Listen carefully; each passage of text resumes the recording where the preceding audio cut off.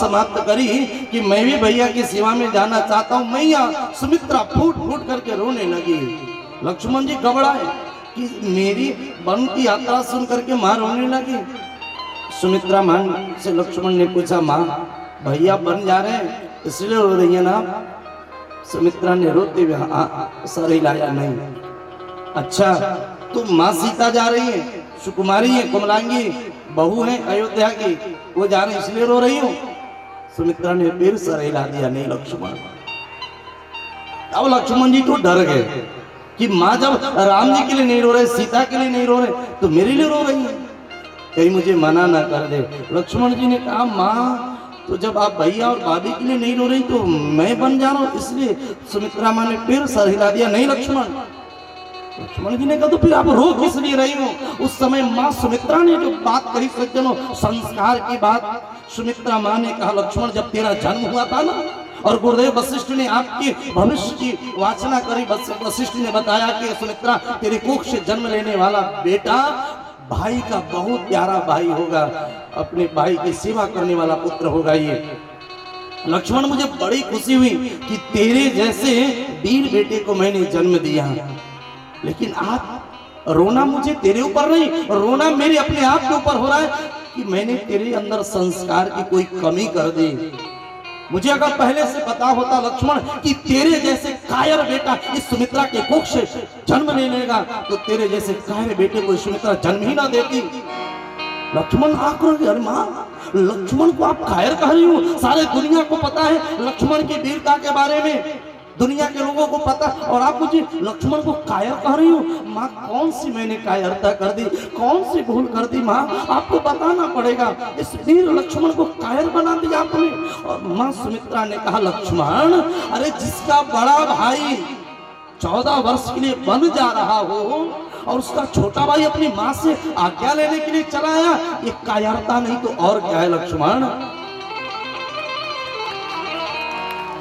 तुम्हें तो राम के पीछे पीछे बन जाना चाहिए था, तूने भाई के प्रेम में कमी कर दी। लक्ष्मण तुम्हें ये लगता है कि ये सुमित्रा तेरी माँ है, दशरथ तेरे पिता है? तो कान खोल करके सुन ले, आज की बात याद रखना, दशरथ तेरे पिता नहीं, सुमित्रा तेरी माँ नहीं, राम तेरे पिता है और सीता तेरी माँ है।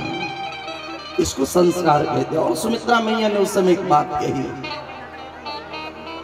कि पुत्रवती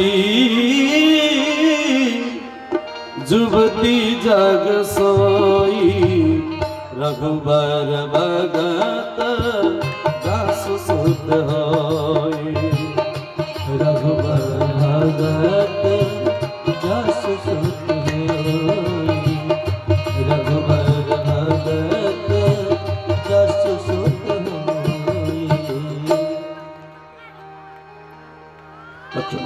वो विदा के तो निवेदन कर रहा था, अगर संस्कार की कमी आ जाएगी तो बच्चे बिगड़ जाएंगे। इसलिए पहले परंपरा थी, हमारे सभी बुजुर्ग लोग बैठे, पहले ऐसा नियम था, गांव-गांव में पंडित जी महाराज आते थे, ब्राह्मण देवता आते, 1 महीना 1.25 महीना की भागवत कथा होती थी कि नहीं? जो बुजुर्ग लोग हैं लालटेन जलाकर, दिए जलाकर, गांव के लोग एक जगह किसी के दरवाजे पे बैठते थे, 1.25 महीना की भागवत कथा हुआ करती थी। इससे फायदा क्या था? ये संस्कार पढ़ते थे, क्योंकि गांव भर के बुजुर्ग, गांव भर के विद्वतजन, सुधीजन एक जगह बैठकर भगवान की कथा सुन रहे हैं, वह संस्कार बच्चों के अंदर होता था और बच्चे भी धर्म प्रवृत्ति में उनका मन लगता था, धार्मिक हुआ करते थे। लेकिन आज साल में 50-100 विवाह गांव में अगर हो रहे तो 50-100 में ऑर्केस्ट्रे हो रहे, गलत चीजें का नाच गान, गलत भजन, गलत गाने सुन सुन करके संस्कार खराब होते जा रहा है। सबके अंदर वही वृत्ति, वही गलत भावना बैठती जा रही है।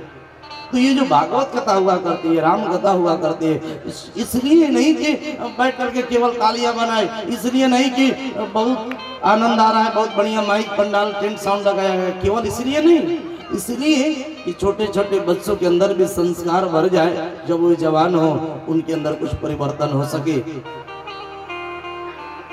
तो भागवत का मूल उद्देश्य तो है अंतःकरण में संस्कार को उत्पन्न करना, भगवत प्रीति के बीज को अंकुरित करना, भगवान के चरणों में सहज प्रेम को उत्पन्न करना। तो निवेदन कर रहा था सप्तम स्कंद में सुखदेव भगवान ने सप्तम स्कंद के अंतिम अध्याय में वर्णन किया। इसके बाद अष्टम स्कंद है सज्जनों,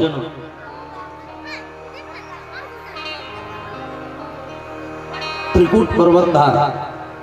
क्षीर सागर समुद्र में एक त्रिकूट नामक पर्वत है। उस त्रिकूट पर्वत की तलाटी में एक बहुत बड़ा जंगल।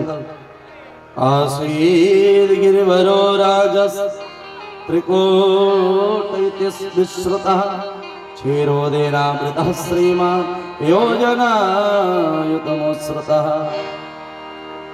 100 योजन जैसा विस्तृत व श्रेष्ठ पर्वत, तलहटी में बहुत बड़ा जंगल।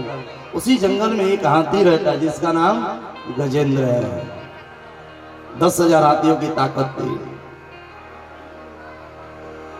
बहुत सारी हथनियां उसके पीछे पीछे चला करती थी। बहुत सारे बच्चे थे जो उसकी आओ भगत में सेवा में लगे रहते थे। उस हाथी को ये अहंकार हो गया, ये घमंड हो गया कि मुझसे बलवान इस दुनिया में कोई है ही नहीं, मेरा कोई कुछ बिगाड़ नहीं सकता। एक दिन उस हाथी को जोरों से प्यास लगती है। गजेंद्र को अपनी हथनियों के साथ, अपने बच्चों के साथ वो पानी पीने के लिए उधर जिधर वो सरोवर था, तालाब था, उधर गया। चलते समय अहंकार इतना था कि छोटे छोटे जानवर मिलते उसे सूंड में पकड़ता, इधर के जानवर को उधर पटकता, उधर के जानवरों को इधर पटकते हुए जा रहा है। वृक्षों को तोड़ते मसलते हुए जा रहा है। अहंकार का प्रतीक है गजेंद्र। सरोवर में पहुंचा, स्नान किया हथनियों के साथ, पानी भी पी और पानी पीने के बाद स्नान करने के बाद वो किल्लोल करने लगा। सूंड में पानी भर भर करके फुहारा